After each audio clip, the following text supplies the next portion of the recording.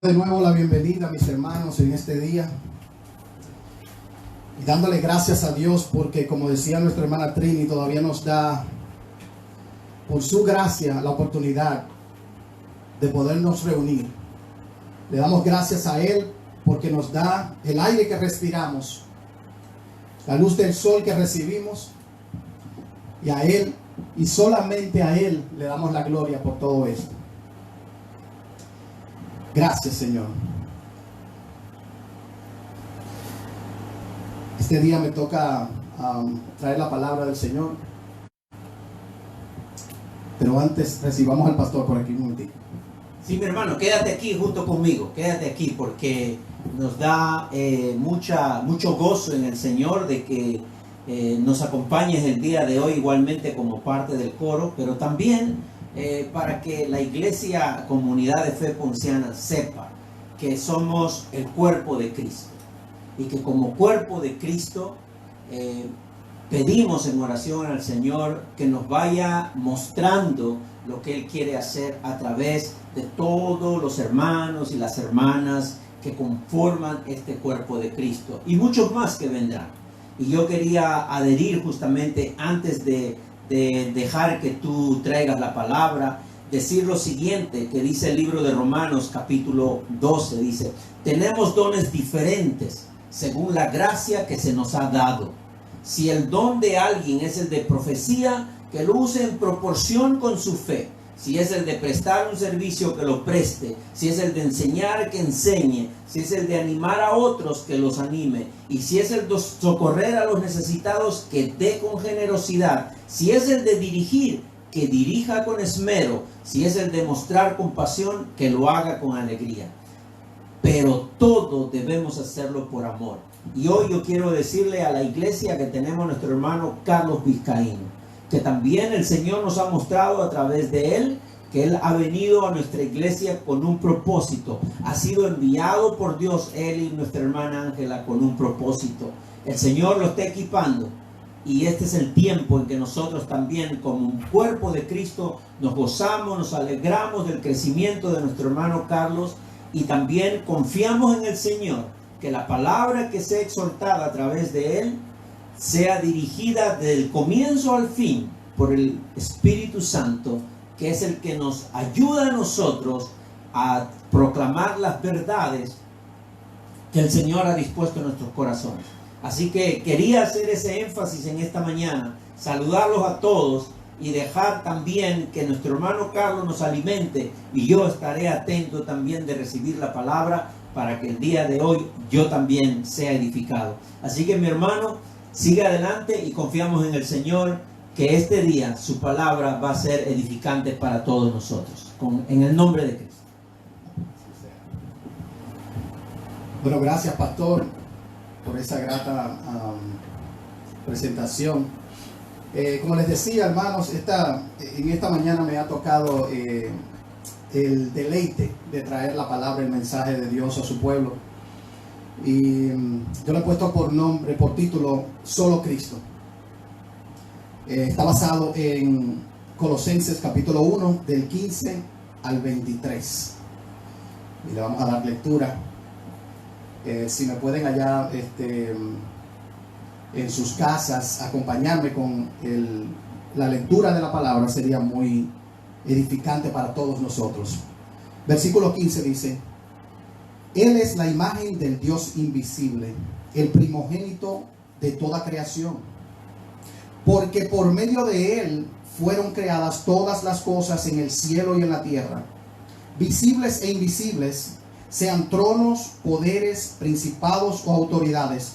Todo ha sido creado por medio de Él y para Él. Él es anterior a todas las cosas, que por medio de Él forman un todo coherente. Él es la cabeza del cuerpo, que es la iglesia. Él es el principio, el primogénito de la resurrección, para ser para ser en todo el primero. Porque a Dios le agradó habitar en Él con toda su plenitud. Y por medio de Él reconciliar consigo todas las cosas, tanto las que están en la tierra como las que están en el cielo, haciendo la paz mediante la sangre que derramó en la cruz. En otro tiempo ustedes, por su actitud y sus malas acciones, estaban alejados de Dios y eran sus enemigos. Pero ahora Dios, lo voy a repetir eso, pero ahora Dios, a fin de presentar los santos, intachables e irreprochables delante de Él, los ha reconciliado en el cuerpo mortal de Cristo mediante su muerte, con tal de que se mantengan firmes en la fe, bien cimentados y estables, sin abandonar la esperanza que ofrece el Evangelio.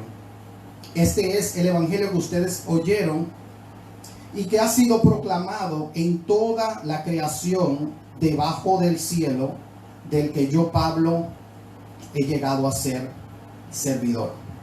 Oremos un momento de nuevo. Padre, a ti te damos gracias, Señor. En lo personal quiero darte gracias, Padre, por poner esta responsabilidad en mis hombros, Padre. Porque yo me he podido deleitar, Señor, en la lectura de esta palabra. Ahora yo te pido, Señor, te ruego, Padre Santo, que tú me quites del medio, Señor, y que seas tú, Padre Santo, trayendo esta palabra a tu pueblo. Clava, Señor, esta palabra, Señor, en los corazones que la van a escuchar. Y por igual te pido, Señor, te suplico, Señor, que hoy tú nos muestres a Cristo, Padre Santo. Que podamos nosotros ver su majestad, que podamos nosotros estar en reverencia acorde a lo que tú nos has revelado sobre tu Santísimo Hijo. En su nombre oramos. Amén y amén. Hermanos, hay algo que a mí me cautivó en realidad. Yo le voy a hacer este testimonio. A mí me cautivó una palabra. Cuando mi esposa y yo estábamos buscando congregación, donde congregarnos hace un tiempo, visitamos incluso una o dos iglesias, vimos muchos sermones de iglesias que estaban por ahí cerca de la casa, y nosotros nos decidimos en realidad por venir a esta ya al final, pero me llamó la atención algo que el pastor me dijo por teléfono en la primera comunicación que nosotros tuvimos. Él me dijo que esta era una iglesia cristocéntrica, y eso prácticamente cautivó mi atención, porque es exactamente lo que todo cristiano necesita en realidad. Hoy tenemos un montón de iglesias que ofrecen entretenimiento. El otro día estaba incluso viendo un video acerca de una iglesia que ofrece payasos para hacer reír a los congregantes. Es increíble todo lo que traemos a la imaginación para llevar a cabo un culto. Lamentablemente esto no nos conduce a Cristo. Yo diría que eso nos desvía. Esa es mi perspectiva. Yo creo que por eso me cautivó en realidad esa palabra que el pastor me dijo ese día por teléfono. Esto es una congregación cristocéntrica. Yo creo que toda congregación debe ser cristocéntrica.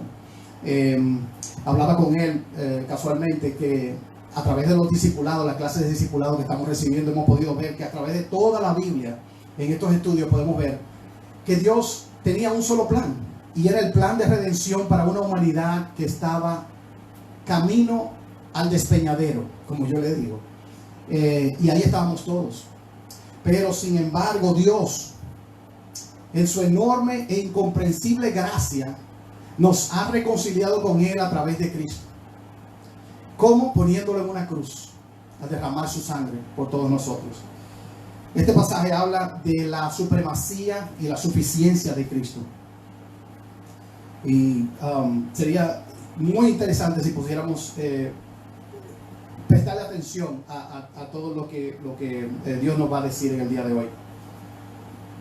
Yo quisiera empezar por tratando de ver si nos remontamos, si tomamos un viaje en la máquina del tiempo hacia el siglo XVI.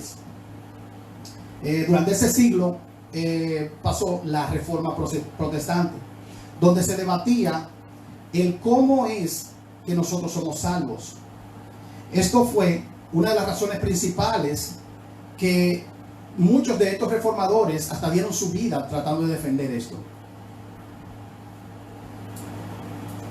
En el Evangelio de Juan, capítulo 14, versículo 6, Jesús dijo: yo soy el camino, la verdad y la vida. Le contestó Jesús: nadie llega al Padre sino por mí. Notemos que estas son palabras muy exclusivas de parte de Cristo cuando Él dice: yo soy el camino. Es un solo camino que Él está diciendo, que Él está respondiendo a los discípulos que le hicieron la pregunta. No hay otro camino al Padre. Y Él se va más lejos todavía porque dice: nadie llega al Padre sino por mí. Hemos escuchado a lo largo de los tiempos muchos grandes personajes de otras religiones como Mahoma, Confucio, Buda, etc. Pero ninguno tuvo la autoridad que tuvo Cristo al referirse a sí mismo como esa autoridad. Solo Cristo es el camino, y eso excluye todo, absolutamente todo lo demás. Él es la importancia de la carta de los Colosenses, donde Pablo, o lo más importante que Pablo trata de hacernos saber en esta carta a los Colosenses. Resulta que la iglesia en Colosas no fue fundada por Pablo, fue fundada por Epafras, que era un hermano, un servidor de Pablo, que lo vio predicar en la iglesia que sí fundó Pablo en Éfeso. Entonces de ahí él se fue a Colosas y fundó esta iglesia. Entonces Pablo les escribe esta carta en un viaje de Epafras a Roma, cuando Pablo estaba preso, y Pablo le regresa con esta carta en la mano a esta iglesia de Colosas. Ahora, ¿qué estaba pasando? ¿Cuál es la razón de esta iglesia, de esta carta? Resulta que Pablo recibe de Epafras todo, como le digo, un boletín acerca de lo que estaba aconteciendo en Colosas, en esta iglesia. Ellos estaban enfrentando falsos profetas, falsas doctrinas, basadas en un gnosticismo, que era lo que estaba aconteciendo en aquel entonces. A propósito, yo creo que esto es muy importante para todo cristiano saber, con todo lo que se luchaba en aquellos días, cuando Pablo escribió, cuando Juan escribió su carta, etc. Porque así podemos, yo digo, que darle más importancia en realidad a lo que nosotros creemos hoy en día, que está revelado a propósito en las Escrituras.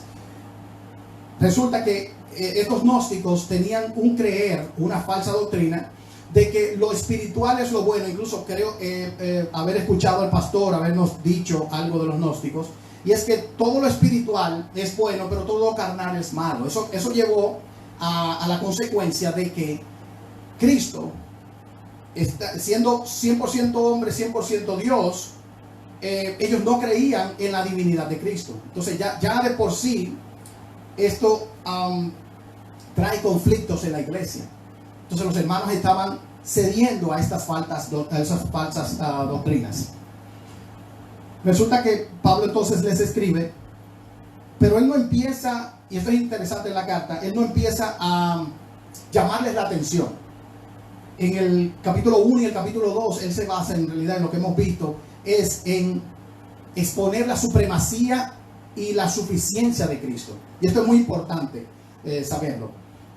Yo digo que lo más importante en realidad, para que nosotros podamos ver en el capítulo 3 y 4 las aplicaciones después luego. A propósito, quiero también sugerir, esto es una carta corta, pero es muy rica en enseñanza, principalmente acerca de la doctrina de la gracia, la suficiencia y la supremacía de Cristo, el por qué Dios se deleita en poner en Él, en Cristo, todo lo que ha sido creado. O sea, Él le dio toda autoridad a Cristo para crear todo el mundo, absolutamente todo lo que tenemos, visible e invisible.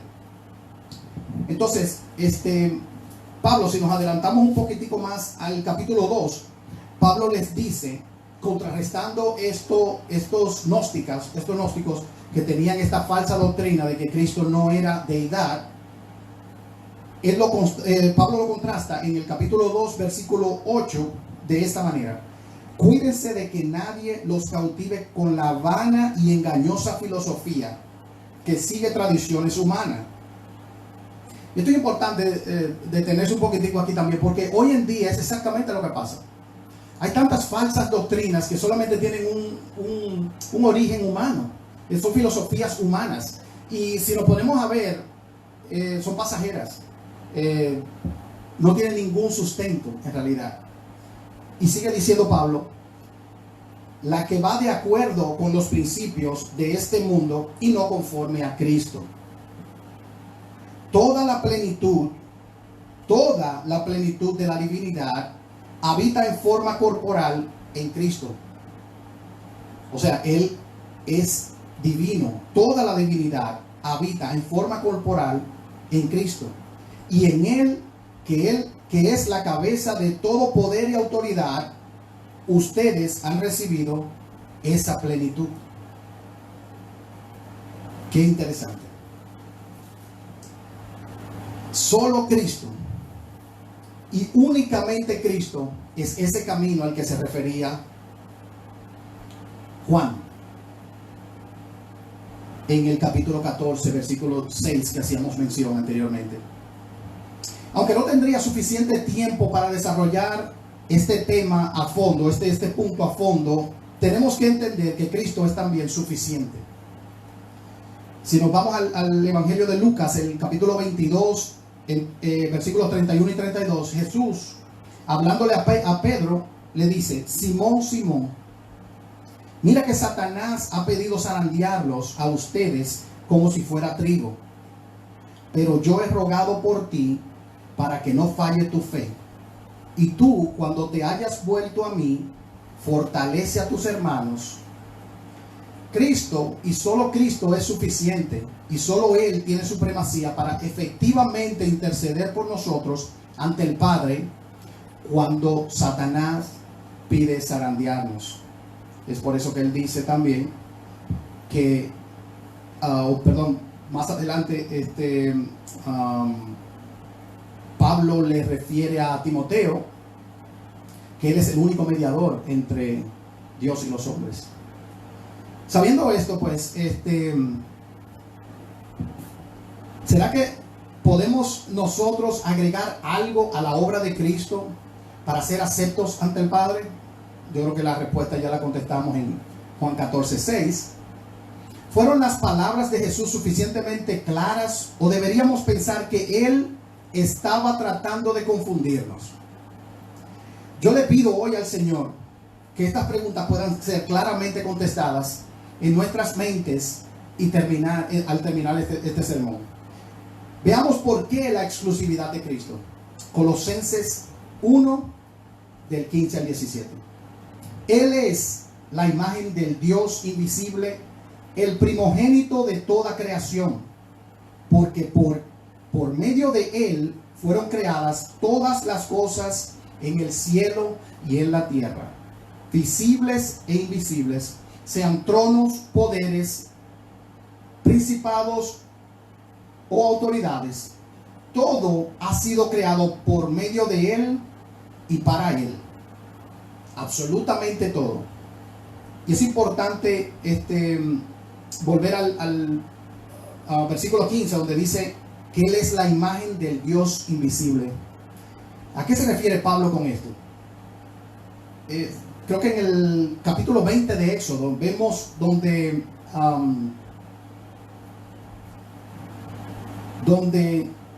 Moisés le pide a Dios que le muestre su gloria. Y él solamente le muestra las espaldas a Moisés, por así decirlo, porque Dios es espíritu, obviamente no podemos ver. Entonces, ni siquiera Moisés, su gran profeta, pudo ver a Dios. En otras palabras, nadie ha visto a Dios. Él es el Dios invisible. Ahora, en Cristo podemos ver a Dios, porque Dios es Cristo, o Cristo es Dios.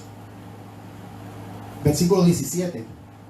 Él es anterior a todas las cosas, que por medio de Él forman un todo coherente. Ahí volvemos a lo que decía anteriormente, que a lo largo de estas clases de discipulado que el pastor nos está dando, hemos podido ver el mismo patrón. que toda la Biblia se trata de Cristo, que toda la Biblia es un plan de redención para que la humanidad se pueda, o lo que ponen su fe en Cristo, lo que han sido salvados por la obra y gracia del Señor, puedan estar frente a Él, puedan tener paz para con Él. Todo en Cristo tiene sentido, pero cualquier cosa fuera de Él, no tiene ningún sentido. Ese es el todo coherente al que hace referencia Pablo en esta carta. Entonces, por fin, montémonos en aquella máquina del tiempo que les comenté y vayamos al siglo XVI. Sin ningún deseo de malinterpretar las doctrinas y dogmas católicos de ahora y de aquellos tiempos, quisiera que podamos ver el por qué protestaron los reformadores para defender lo que nos enseñan las Santas Escrituras. En aquel tiempo y hasta el día de hoy, la Iglesia Católica sostiene que el pecador queda limpio del pecado original heredado por Adán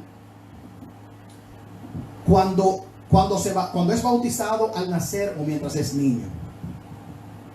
Ellos también sostienen la creencia de que el pecador obtiene su salvación a través de Jesucristo más las obras de caridad. Sin embargo, esto contradice las palabras de Pablo que acabamos de leer en la carta a los Colosenses. Contradice también al apóstol Juan cuando leíamos Juan 14:6. Pero también contradice a las palabras del mismo Pablo en la carta a los Gálatas. Analicemos cuidadosamente estas palabras del apóstol inspirado por el Espíritu Santo en Gálatas 2:21. Uno de mis textos favoritos, quizás el que ha hablado mucho conmigo, ya lo tengo cansado con eso, porque es que es sumamente necesario entenderlo. Dice Pablo: no desecho la gracia de Dios. Si nos detenemos y nos preguntamos en el texto, ¿qué es gracia? Lo busqué en un diccionario bíblico, y la definición que pude obtener fue que la palabra gracia se usa para indicar el favor gratis e inmerecido de Dios para con el hombre.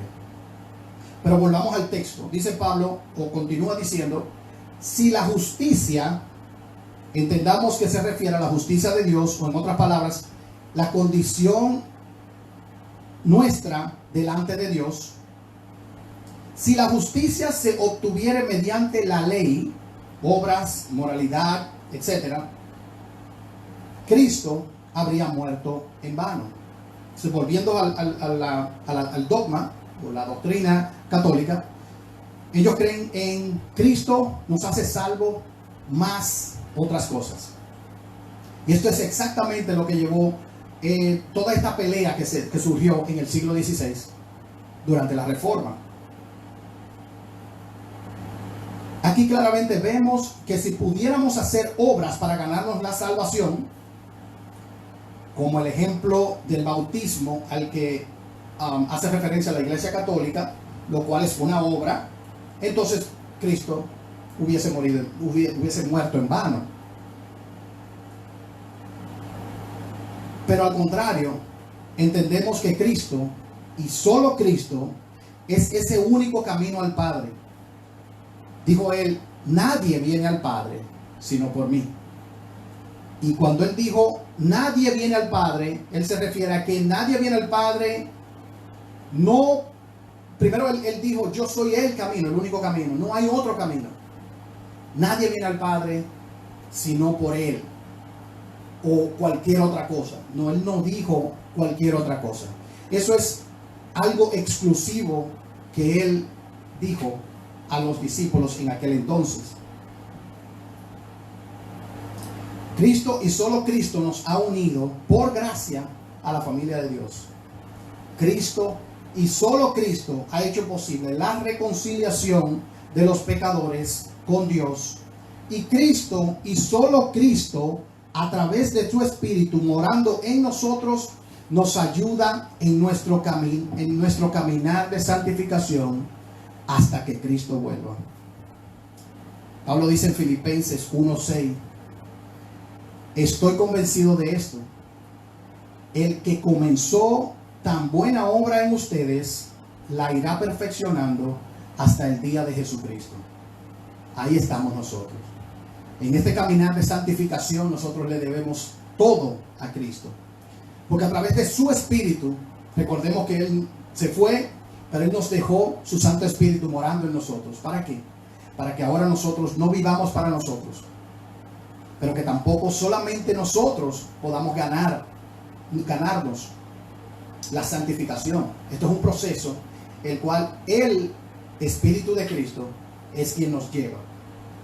Esto para nada significa que el hombre no hace nada después de ser salvo, sino que al contrario, hace las obras que Dios de antemano predestinó para que las haga, pero ahora con la ayuda del Espíritu Santo. Es a lo que se refería Pablo en Efesios 2:10. Preguntémonos ahora, ¿qué pasa con un bebé que fue bautizado en la Iglesia Católica y con esto limpiado de su pecado original, pero vuelve a caer, pero vuelve a pecar a lo largo de su vida? ¿Qué pasa con este bebé? ¿Qué pasa con esta persona? La solución a este dilema, según la doctrina católica, es confesar estos pecados ante un sacerdote y hacer penitencia de acuerdo a la gravedad del pecado. Ellos dividen la severidad de los pecados en veniales, que son pecados menores, o como mentir, por ejemplo, o pecados mortales, que son pecados mayores, ya como un asesinato y otros. De esta manera son limpios otra vez, a través de esa confesión al sacerdote, son limpios otra vez de esos pecados. Pero hay algo que quizás obvio, pero que es útil recordarlo, y es que cuando pecamos, lo hacemos contra Dios. Y Él nos dice en 1 de Timoteo 2:5, porque hay porque hay un Dios y un solo mediador entre Dios y los hombres, Jesucristo hombre. Otra exclusividad de que solamente Cristo intercede por nosotros ante el Padre, como nos decía la hermana Trini en su reflexión. Pero regresando al siglo XVI, veamos que otra de esas obras que usaba y todavía hoy en día usa la Iglesia Católica como medio de absolver el pecado de una persona son las indulgencias. Estas fueron la pólvora que hizo explotar el inicio de la Reforma. Las indulgencias son documentos que contienen un sello papal y que limpian o perdonan el denominado castigo temporal por la culpa a pagarse aquí en la tierra o en el purgatorio. Ellos tienen una doctrina que le llaman el purgatorio, que es prácticamente algo en medio de la tierra y el cielo, donde los pecadores van a purgar sus pecados después de la muerte. Estas indulgencias se adquieren y se adquirían en aquel entonces, en el siglo XVI, por dinero. En pocas palabras, se pueden adquirir perdón de pecados, ya sea ganándola por algún mérito de la persona o por pagar por ellas. Escuché una historia, no sé si será real en realidad, de una persona que compró indulgencias, pero antes le preguntó al señor que lo vendía, el que vendía las indulgencias, que si servían para absolver los pecados futuros. Y esta persona, el representante católico que vendía las indulgencias, le aseguró que sí, que ellos, estas indulgencias perdonaban los pecados futuros.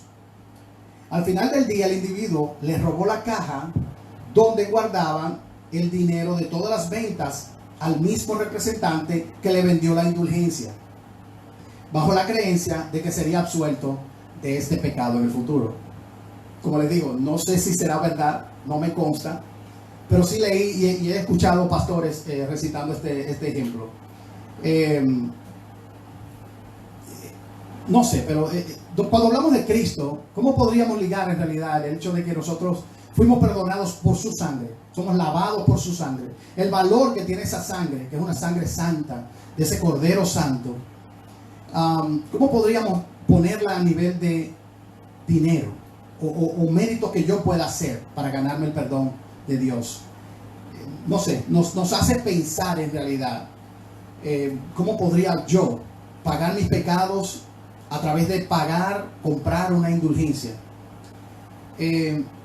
Eso exactamente fue una de las, como yo dije, la pólvora que explotó en aquel entonces. Martín Lutero escuchó o le llegó un papel en la mano diciendo que estaban vendiendo las indulgencias y que eran esas indulgencias. Y él, que era monje católico en aquel entonces, no estuvo de acuerdo.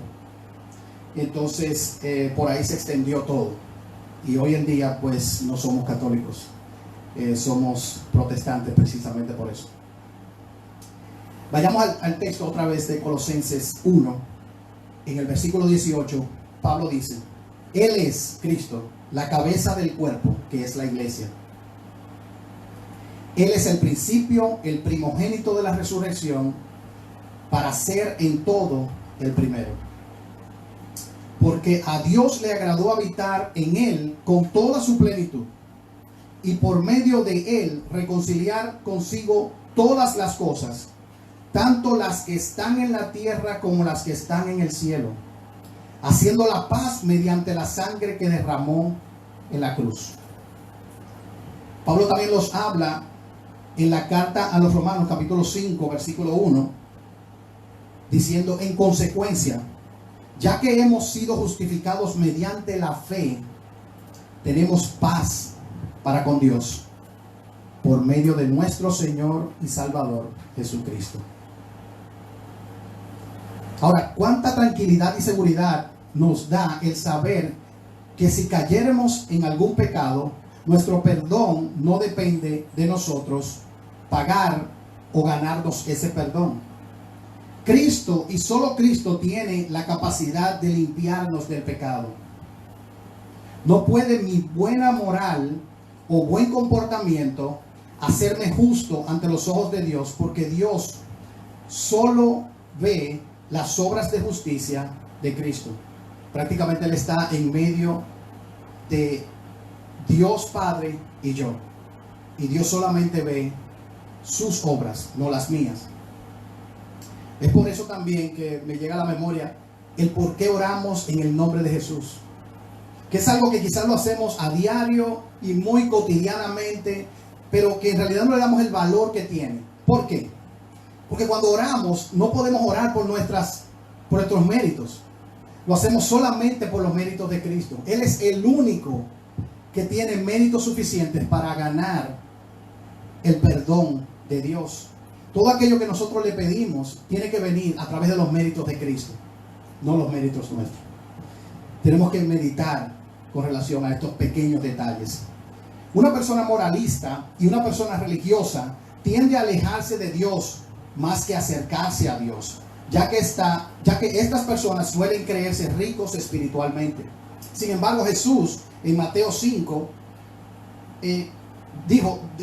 Jesús dijo en Mateo 5 que a los pobres en espíritu les pertenece el reino de Dios. ¿Y cuáles son esos pobres? Yo creo que la enseñanza que traje la vez pasada hacía mención de esto. Jesús se está refiriendo a estas personas que se creen realmente en bancarrota espiritual, que no tienen lo necesario para ser aceptos por Dios y corren y se aferran a ese Salvador de sus almas, que es Cristo y solamente Cristo. Quiero usar la traducción de la Biblia de las Américas para los siguientes versículos: Colosenses 1, 21 y 22. Creo que lo dice un poquitico más claro. Y dice: y aunque vosotros antes estabais alejados y erais de ánimo hostil, ocupados en malas obras. Y esto de hostil, el diccionario bíblico lo define hostil como contrario o enemigo. Ahí estamos usted y yo. En el Edén, Dios le dice a Adán que no coma del árbol y él come. Sin embargo, Jesús dice en el Nuevo Testamento que Él es el pan de vida, y el hombre hasta hoy no quiere comer de Él para tener vida. ¿Qué contradicción esa? Este es el ejemplo perfecto de la hostilidad del hombre. Las malas obras hacen referencia a todo lo que hacíamos y hacemos para nuestra propia gloria. Como decía mi esposa anteriormente en su reflexión, citaba 1 Corintios 10:31, donde dice Pablo que ya sea que comamos o bebamos, hagámoslo para la gloria de Dios. Esto que es tan rutinario de comer y beber, que todos los días lo hacemos, hasta eso dice Pablo que tenemos que hacerlo para la gloria de Dios. Así de importante es esto que nos está diciendo Dios a través de la palabra. Versículo 22 de Colosenses 1 dice: sin embargo, ahora Él, Cristo, os ha reconciliado en su cuerpo de carne mediante su muerte. Cristo, y solo Cristo, podía morir para propiciar por nuestros pecados, a fin de presentarnos santos, sin mancha e irreprensibles delante de Él.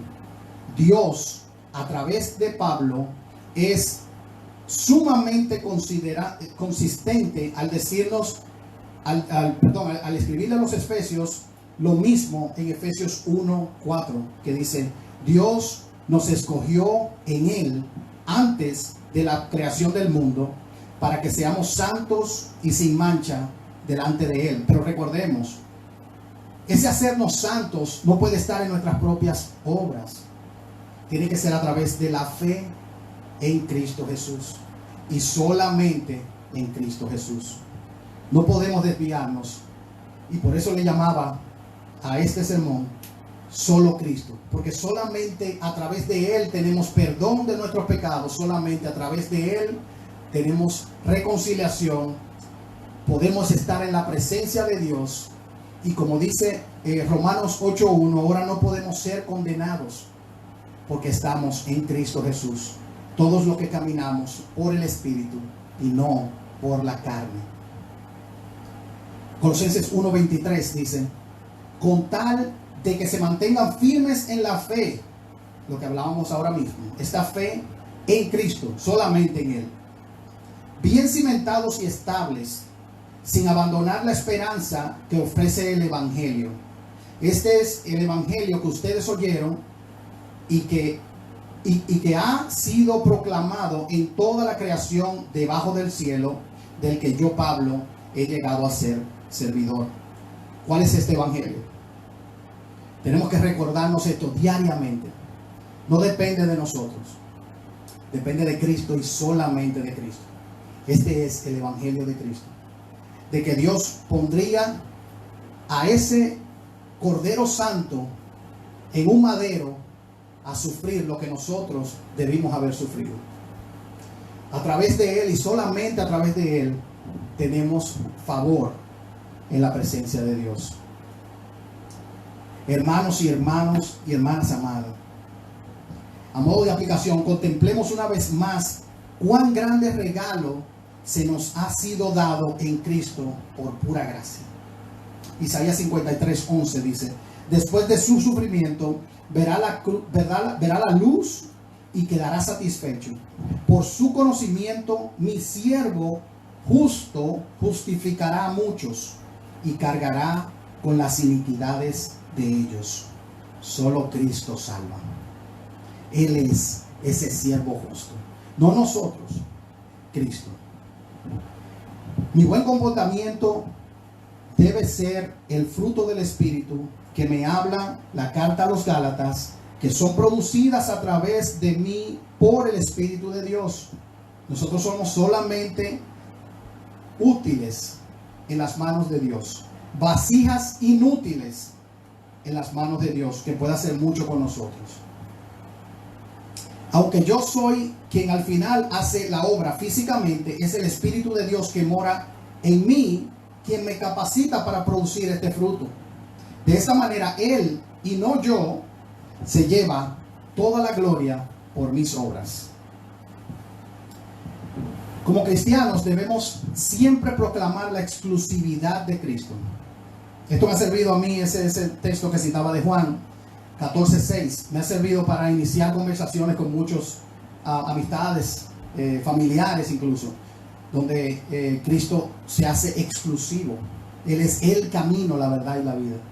Nadie viene al Padre sino a través de Él.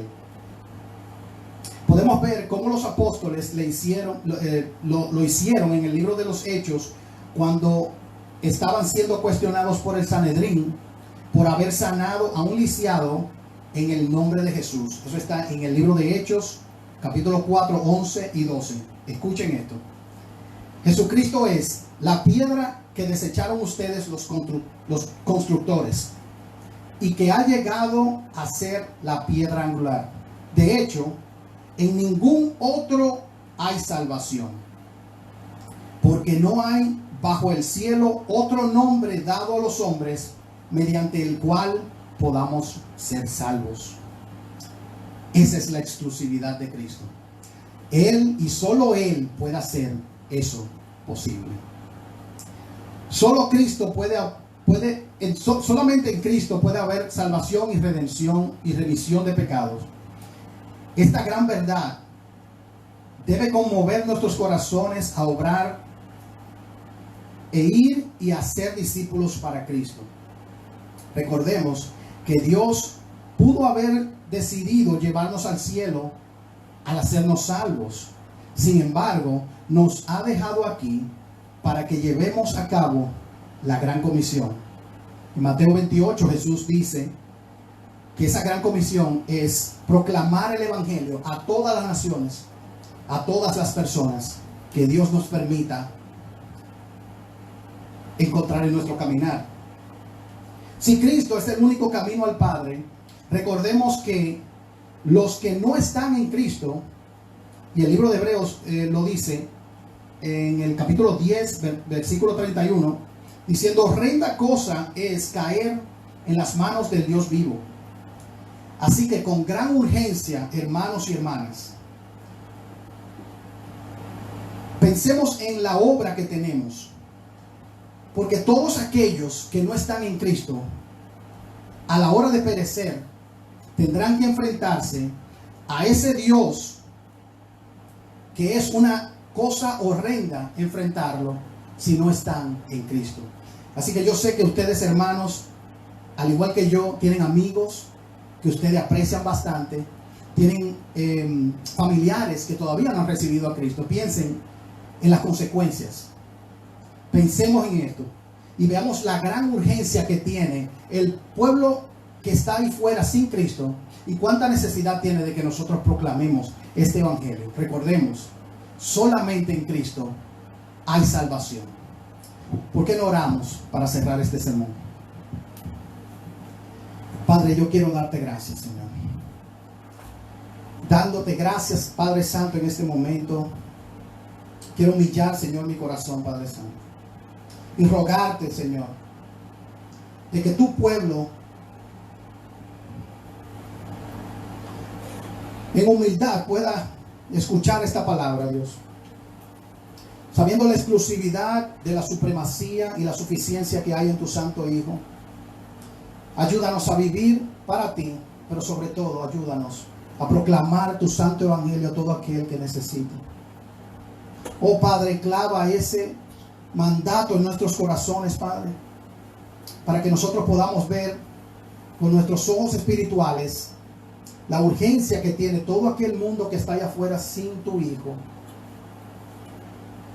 porque las consecuencias son enfrentar tu justicia, no tu gracia. Esa gracia que hemos recibido solamente a través de poner la fe en tu Santo Hijo.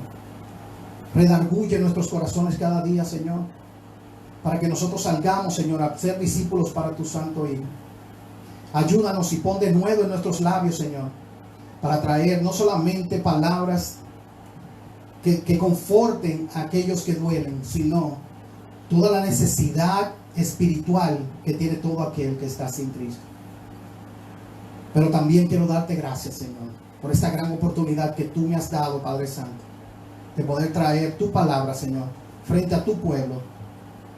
Gracias, Señor, porque creo por fe que tú hoy has clavado la imagen poderosa, santa, sublime de tu Hijo en nuestros corazones.